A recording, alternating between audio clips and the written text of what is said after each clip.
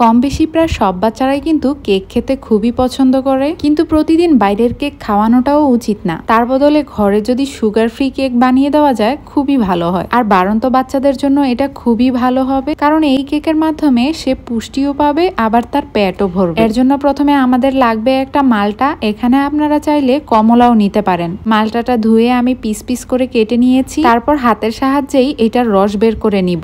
আপনাদের কাছে যদি ফলের রস বের করার মতো মেশিন থাকে তাহলে গোল গোল করে কেটে ফলের রসটা বের করে নিতে পারেন। হাতের রস বের করতে গেলে অনেক সময় দেখা যায় বিচিও পড়ে যায়, তাই রসটা বের করার পরে ছাঁকনি দিয়ে ছেঁকে নেওয়াটা ভালো হবে। আর ছোট ছোট মালটার কোয়া থাকলেও সেগুলো বের হয়ে আসবে। রসটা ছেঁকে নেওয়ার পরে এখানে আমরা দিয়ে দিব একটা ডিম। আর যেহেতু মালটার টেস্ট টক, তাই আমি এখানে একটু মধু ব্যবহার করেছি। যদি কমলা হয় তাহলে আপনারা এটা না দিলেও পারেন। ডিমটা ফেটানো হয়ে গেলে এখানে দিয়ে দিলাম একটু তেল। আবার কিছুক্ষণ মিক্স করে এটাতে দিয়ে দিব 1 কাপের মতো আটা। এখানে যদি আপনারা ময়দা ব্যবহার করেন তাহলে কেকটা আরো সফট হবে। আর বলে রাখা ভালো, মধু দেওয়ার কারণে এটা কিন্তু বেশি একটা মিষ্টি হবে না। যদি আপনারা মিষ্টি করতে চান তাহলে চিনি ব্যবহার করতে পারেন। ব্যাটারটা রেডি হয়ে গেলে আমি একটা বেকিং ট্রে নিয়েছি। সেখানে প্রথমে একটু তেল স্প্রে করে দিয়েছিলাম। তারপর প্রতিটা খোপে একটু একটু করে ব্যাটার দিয়ে দিয়েছি। আপনারা চাইলে স্টিলের বক্সে পুরোটা ব্যাটার দিয়ে একবারে কুক করতে পারেন। সবগুলো ব্যাটার দেওয়া হয়ে গেলে আমি উপর দিক দিয়ে একটু কাজু বাদামের গুঁড়ো করে দিয়ে দিয়েছি। আপনারা চাইলে এখানে যে কোনো বাদাম বা কিশমিশ দিতে পারেন। মাইক্রো ওভেনকে আমি 2 মিনিটের জন্য প্রিহিট করে রেখেছিলাম। তারপরে বেক করেছি 6 মিনিটের মতো। আপনারা যদি চুলায় তৈরি করতে চান তাহলে কোনো একটা সিলভারের পাতিলে স্ট্যান্ড রেখে তারপরে কেকের মতো বানাতে পারেন। আর এই তো এখানে আমি একটা কেক ভেঙে দেখিয়ে দিলাম। ভিতরে কিন্তু কাঁচা থাকেনি আর ভালোই নরম হয়েছে। হেলদি এই কেকের রেসিপিটা আপনার কাছে যদি ভালো লাগে তাহলে সেভ বা শেয়ার করে রাখতে পারেন।